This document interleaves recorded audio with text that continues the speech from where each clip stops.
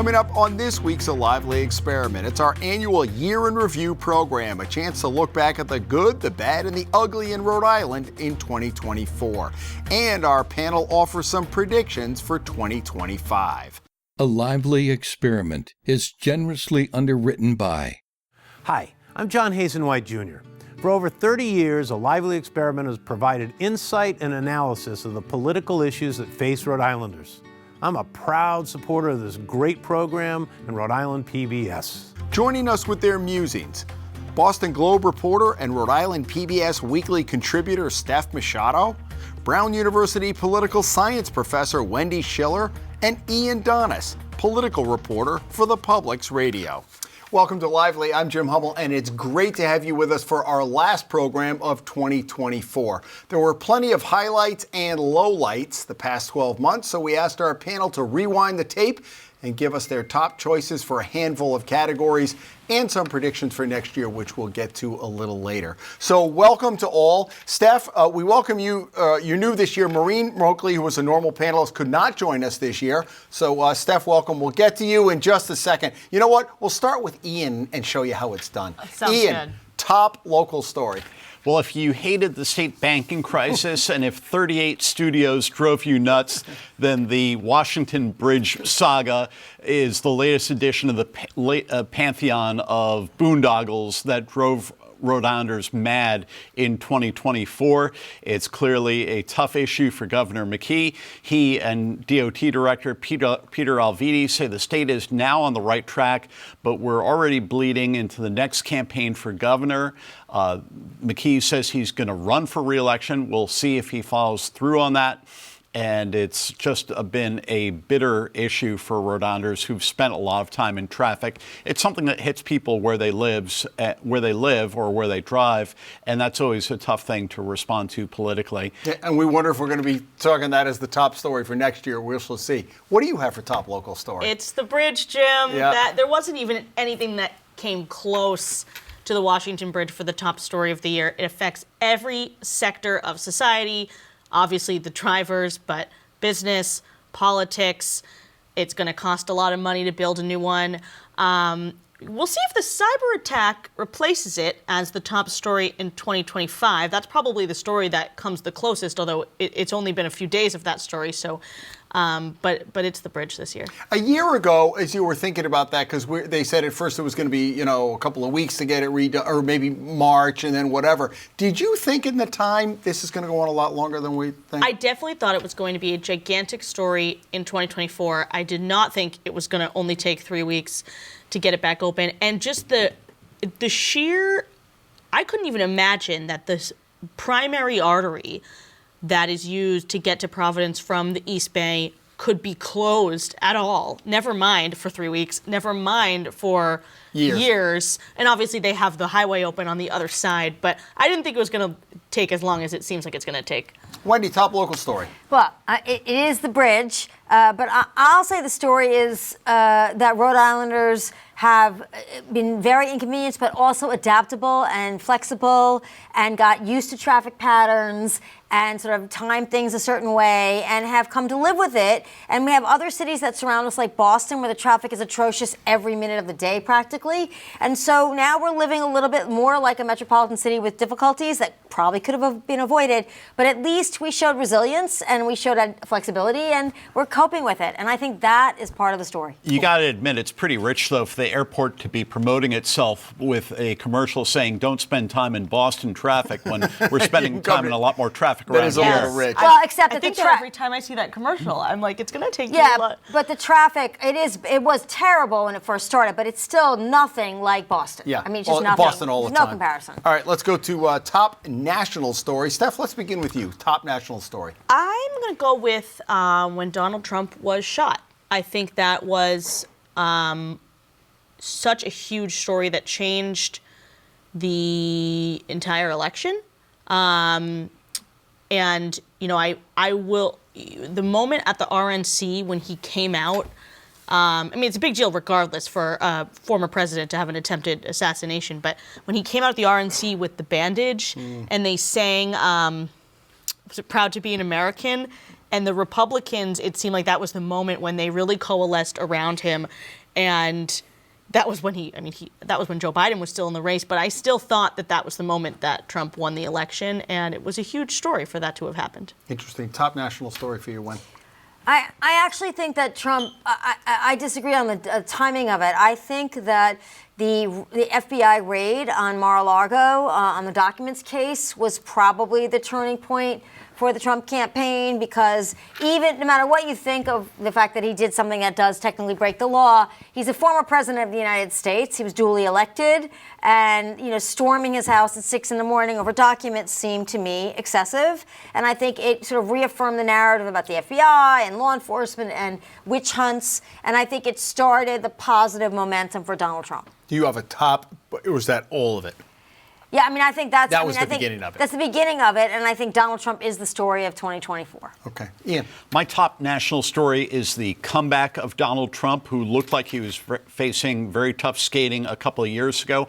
I think he's a unique figure in American politics because of his celebrity. He had a checkered business career, but his reputation was really elevated by being the star of The Apprentice for many years. You can't buy that kind of publicity. And I think despite his wild and outrageous pronouncements, I think a lot of Americans just have a comfort level with him because he's been on their television for decades and he's been part of their brain space for decades. And Democrats were unable to respond effectively, even though one of their own reports warned about a year or so ago that their brand was very damaged in the deindustrialized states like Michigan and Pennsylvania that were vital for the election. Just quickly, I wonder if you think if any of those 4 cases had been prosecuted a little earlier. A lot of people were critical of Merrick Garland that, look, you could have gotten going on this maybe 2 years earlier. They wouldn't have said election interference. And if he had been convicted, that might have changed the tenor of the race. What do you think about that? It might have, but I think the time to have gone after Donald Trump for, obstruction of justice or inciting violence was after January 6th. I think that was the clearest, most direct and fresh direct connection that you could make. It was really an affront to the Constitution. And if you couldn't make the case then, the Republicans chose not to do that in the impeachment process, and the Constitution doesn't give a lot of leeway to go prosecute a president, that was the moment to do it. And because they didn't do it then, I think waiting so long hurt them even more in their efforts to hold him accountable. Okay, we're going to do biggest winner and biggest loser together. This can be national, local, whatever you want, and we'll put them together. Wendy, biggest winner, biggest loser? Again, I think the biggest winner is clearly Donald Trump. It's unclear whether the National Republican Party is a big winner or just Donald Trump. That remains to be seen because they didn't do any better in the House. In fact, they're going to end up with 1 seat less in the House of Representatives in the majority. So that is really, that's something really And the Senate curious. Was expected, right? The Senate was expected. They picked up an extra seat. They won the seat in Pennsylvania, and that was a surprise. But generally speaking, the coattails were not as long as I think I would have expected. And the biggest, loser is clearly Joe Biden, not because, just because he was thrown out of his job by his own party. And it was done, I think, really rudely is an understatement. I think it was, I think the party showed him extraordinary disrespect in the way that they toppled him. And at the end of the day, Kamala Harris, who I thought would do better than she did, probably didn't do any better than Joe Biden would have done. But don't you think Biden could have, if Biden had one job to do was that to beat Donald Trump, and he did that, if he had said 2 years into his term, okay, let's develop the bench now. Yeah, he could have said that he wasn't going to run much earlier, and then there would have been a proper primary, and the voters would have been able to pick the nominee. Did you think about that too? I totally agree. I think you don't have to be a political scientist like Wendy to think that Biden sandbagged Democrats' efforts to hold the White House. Yeah. Oh, so I'm not saying that. I'm saying that I don't think so. He was the leader of the free world and the leader of his own party. And if you step aside too early, you're a lame duck far too early. That is true. And he got a lot done. not just the CHIPS Act, but Build Back Better and the Inflation Reduction Act, very badly named. But I think he did a lot in his legislative record, and I don't think he should have stepped aside. However, like his predecessor in the Democratic Party, President Obama, he did a lousy job selling his accomplishments to the point where many voters had no idea what he had done and had a very low low approval rating I for don't him. disagree with that, but the country itself, 5 to 10 years from now, for all, God willing, alive and well to see, I think will have benefited greatly from those policies. So that, yes, Democrats don't sell nearly as well as Republicans, but he didn't, he's not trying to destroy the government or unravel it. He tried to make it more efficient and help workers. And that communication strategy failed. I'm not saying he shouldn't have stepped aside, but I don't think he should have stepped aside as early as possibly other people think. Okay, biggest winner, biggest loser. Ian, what do you have? My biggest winner is House Speaker Joe Shekarchi. The Rhode Island Senate has been a kind of cranky place in recent years. Governor McKee faces a lot of headaches. Meanwhile, the House of Representatives is very pacific under Shekarchi's leadership. His members like him. He gets along well with the Republicans. He's sitting on $3 million plus in his campaign account. He could be very well poised for a run for governor if Governor McKee decides not to seek re-election. And Shekarchi is my winner. My biggest loser is the generations of public officials in Rhode Island who have failed the school children of Providence by failing to make meaningful gains in improving the quality of Providence schools. There was a consensus about 25 years ago that this was a vital issue for the future of the state's economy, and there has been meager progress, and there's a lot of blame to go around for that, but it's pretty appalling. Steph, biggest winner, biggest loser? All right, I went just local for this. Okay. Biggest winner is the independent man. Oh, the independent man. He got the best press of Yes. anyone at the Rhode Who do Island you think State is his House public relations firm? this year. I don't know, but they're good. And he got better press than anyone at the State House this year, and he returned to his perch right in time for the new year. That's great. And That's you think my of all the biggest people. winner. So I went after Lively one day. They were saying, you better see him because he's going to go into storage. And I went, and there were like dozens of people there. Did you see the guest book? I saw the guest book. I asked the Capitol policeman who I knew. I said, are these people here for a rally? No, they're here for the independent see man. the man. And I I was know. lucky to see him before he went out. I know. He was the most popular man in Rhode Island this Biggest year. loser. Okay, I'm going to go with Senate Majority Leader Ryan Pearson, or I should say former Senate Majority Leader. He had this long-running back and forth with the Senate president. I think a lot of people thought he was going to be the Senate president one day until he had this rift with Senate President Ruggiero. He was unsuccessful. He's been ousted now as the majority leader, and he was unsuccessful in stopping Ruggiero from getting elected again as Senate president. And now we'll see if he's in Siberia or what his sort of position will be. He's still a senator, of course, in the upcoming session. You think his parking spot will be in South Providence? What do you think? Well, you get a spot in the lot? Well, if your parking lot is far away, you at least get your steps in. There you go. She's always looking at the positive. All right. One of my favorite categories, the only in Rhode Island moment. Ian, let's begin with you. Well, Jim, I'm old enough to remember when William Bulger was the president of the Massachusetts Senate and his brother Whitey Bulger was a top mobster in South Boston.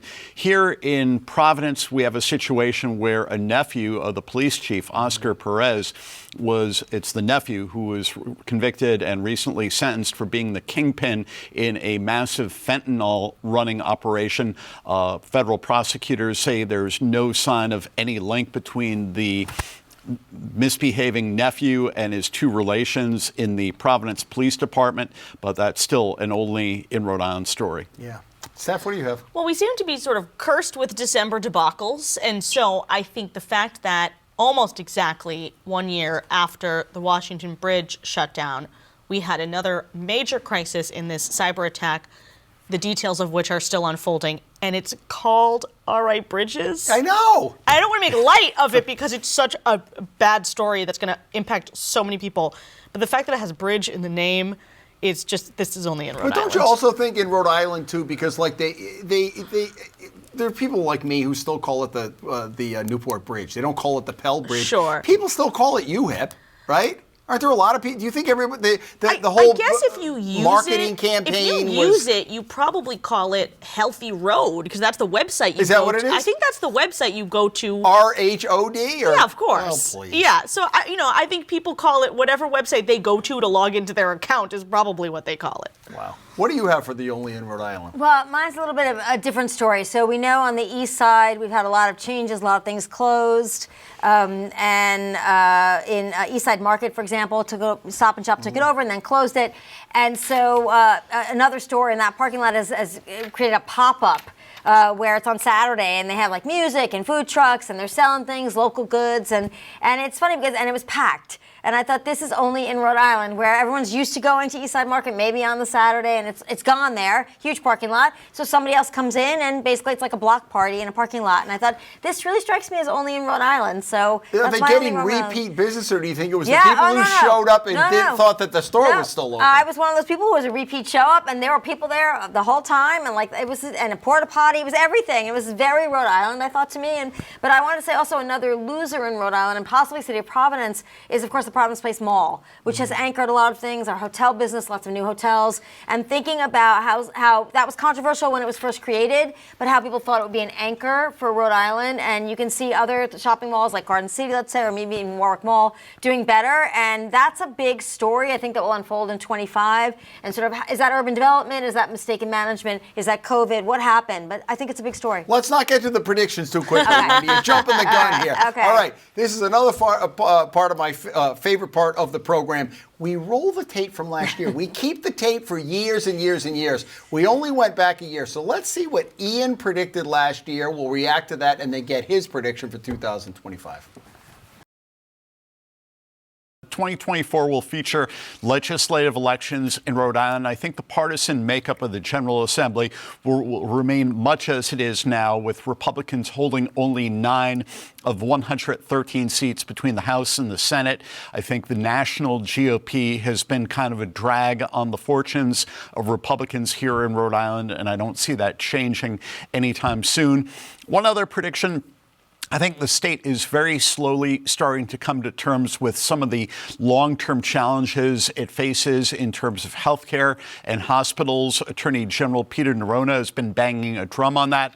The sale will get more consideration in 2024. The Centurion out of Georgia is looking to buy the parent of Roger Williams Medical Center in Providence and Fatima Hospital in North Providence, 2 big employers and 2 big local taxpayers. And they are getting starved for money right now by their current owner. So I think you will start to see state officials pay some more attention to this, with the Rhode Island Foundation doing a study on possible solutions to some of Rhode Island's long-term health challenges. Of course, you've been on the hospital beat for a long time, but who would have thought that one lifespan would take 2 of the ailing hospitals in Massachusetts, and then that Brown would come in, and now it's Brown Health. Right, yeah. And of course, Massachusetts has the added benefit of paying higher reimbursement rates than hospitals and providers get here in Rhode Island. So that's significant. But I think there will continue to be questions about the Centurion Foundation's acquisition of the former Charter Care hospitals, Roger Williams and Fatima, because these hospitals have been losing money for years, and Centurion hopes to finance this deal with debt. It's unclear how they'll be able to pay back that debt if the hospitals are losing money.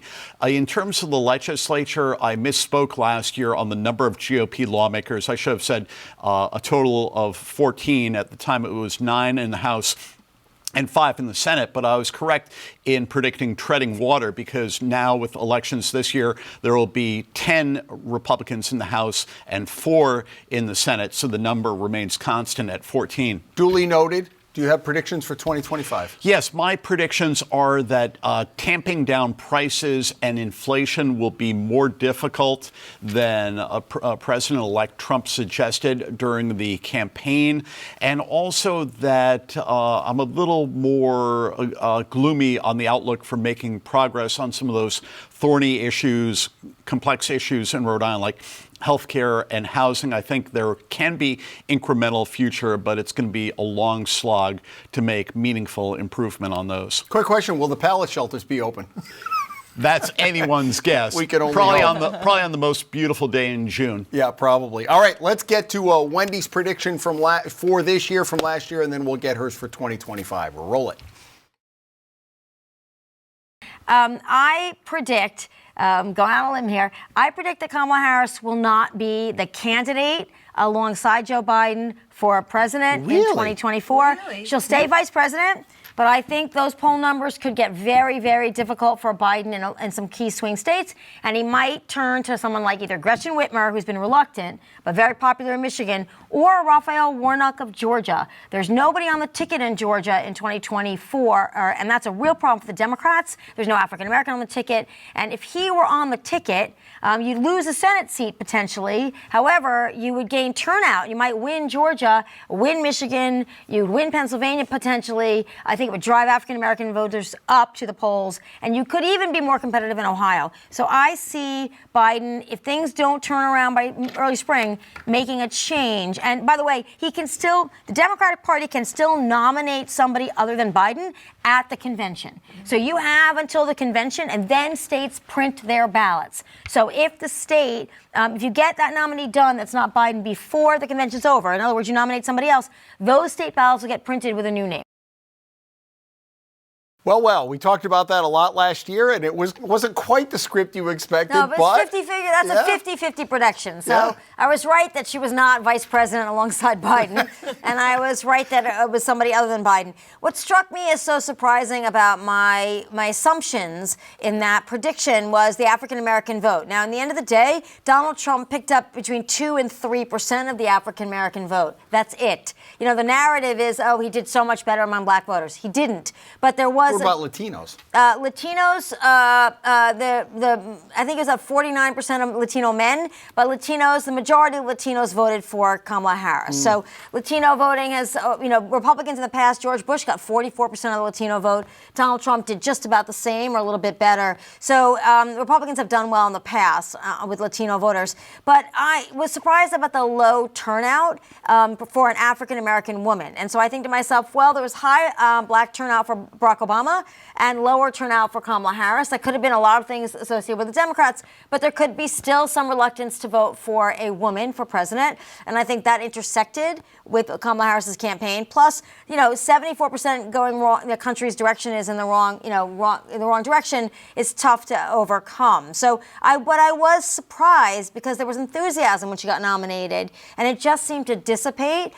And the Democratic Party was very progressive on a lot of issues, and Latino voters typically are not as progressive. However, Latino voting turnout is about 48 to 50% of all registered voters. So, I don't think it's just Latinos that swung the election for Donald Trump. It was a combination of lower turnout and also voters who were independent, who were white voters in 2020 who rejected Trump, went back to Trump. And that was also surprising. Do you have a prediction for 2025? In so many ways. We're rolling the tape, I don't think when we tape next year that Donald Trump's approval rating will be anywhere close to 54%. That's normal. You have a honeymoon period and it goes. And I do believe that Donald Trump will break up with Elon Musk, by the summer. Okay. And that's it? Nothing more? Well, I could say that I think Helena Bonanno Folks is probably going to get in the race for governor, but I think there's a little bit of a dance between Shekarchi and Folks to see who might challenge McKee in the primary, if McKee still stays in the race. Okay, as I had said before, Maureen Moakley could not join us this year, but let's hear what her predictions are, and then we'll get Steph's predictions for 2025. Here's what Maureen had to say on this set a year ago. My prediction for 2024 at the local level is we're going to have a good year. I think we're going to be fiscally sound. I think there's going to be some prosperity. And I also think, thanks to our federal and our state legislature, that we're going to have some good policy options and some good politics going on. We have in Rhode Island the least polarized state legislature in the country. And I think with Shekarchi at the wheel, I think it's going to be a good year as far as policy concerned, and I think it's going to be a good year as far as prosperity. At the international level, it's going to be a crisis of multi-proportions as far as the war in Israel and Hamas, as far as the fighting with the Russians and the war in Ukraine, and the problems on the border. Biden's got to get an immigration deal. But I really think those kinds of things are going to be really serious and important. Yeah, I'm going to be looking to see how the new Trump administration, he's got bonfires everywhere that he needs to put out. Steph, predictions for 2025. Okay, I'm nervous that you're going to play this next year, but well, if I'm wrong, I'm wrong. You've been in television for how many years? Okay, I'm 12. So I think that there's going to be a big fight about rent control in the city of Providence. City Council wants it. The mayor does not. I think that fight we're going to see that showdown in 2025. I think Hasbro's going to leave the state. I say this with such hesitancy because I don't really know, but that's the point of predictions. We're trying to guess. I think we're going to get a decision on the Superman building. Either the project is dead or there's going to be a new deal negotiated. But it doesn't seem like anything's happening with that project at the moment. And then I guess I'm going to predict that R.I. Bridges will get a third name. It was already renamed from UHIP. That was such a catastrophe that they gave it a new name and rebranded it. I think it gets a third name in 2025. You're coming in hot with a whole bucket of predictions. Usually it's one or two. She's got a whole list there. I don't want to be wishy-washy. I'm going to make my predictions, and if I'm wrong, please call me out. What did you say it's online? It's Healthy Roads? Well, no, that's the website. There's a website that you go to sign up. Maybe that'll be the third one, Healthy Road. Mate, we'll see what happens. But more apartments are coming online and will open up in 2025. So it's going to be interesting to see how that additional supply of new apartments, there's building a lot in Providence, affects the debate and the discussion about rent control. Yeah. And also interest rates and development. You know, the Fed's lowered interest rates a little bit, but said, listen, we're probably not going to do this much in 2025. So borrowing costs will remain relatively high. And if there are tariffs at the federal level, then supply chain and building costs are really going to skyrocket because we import so much of our materials. So you're going to see a lot of external shocks that might affect that and conversation. Remember, Biden had said he was going to propose rent control, but he didn't win the election. He didn't even end up being the nominee. But it definitely seems like it became like a little bit more of a mainstream idea when Biden said he was going to propose it. Superman has been really quiet, and you would think if they're not going to make it work, are they going to come back for another ask? But we haven't heard any of that, right? Yeah, it's been very quiet, and the interest rate climate has made it difficult to proceed with that. But it's been just a void in Rhode Island for a long time. Just quickly, people to watch in 2025. Like I said, locally, I'm looking to see if Helena Bonanno folks gets in the race. And you think the CVS opioid thing is going to put gum on her shoe? You know, she's had a new explanation for that about what she did when she was running the company, and so we'll see if that flies with voters. So I'm looking on this level. I'm looking at that, and then I'm going to start to look at the Republican House and see who survives the next month or 6 months to see who might be the new speaker. What are you looking at in people to watch? State Representative David Morales, very progressive but pragmatic, gets along well with the House leadership. A prospective future candidate for mayor. Val Lawson, the incoming majority leader in the Rhode Island Senate and possible future president of the Senate. And of course, our former governor, Gina Raimondo, who will be leaving her job as Commerce Secretary. I don't think she's going to run for governor, although as I reported, she was exploring that. And it bears to watch what she does next. 30 seconds. I had all those people on my list, so I'm going to go with Providence Place Mall receivers, because I think I'm supposed to pick a person. Yeah.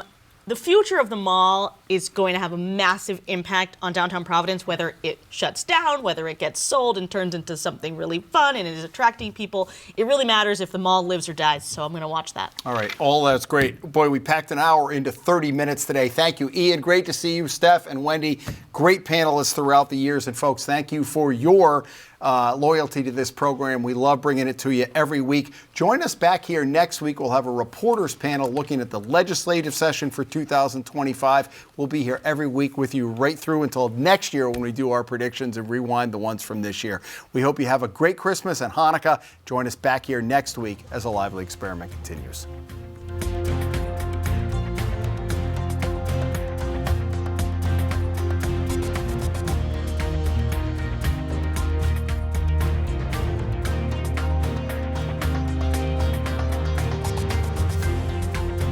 A Lively Experiment is generously underwritten by... Hi, I'm John Hazen White Jr. For over 30 years, A Lively Experiment has provided insight and analysis of the political issues that face Rhode Islanders. I'm a proud supporter of this great program and Rhode Island PBS.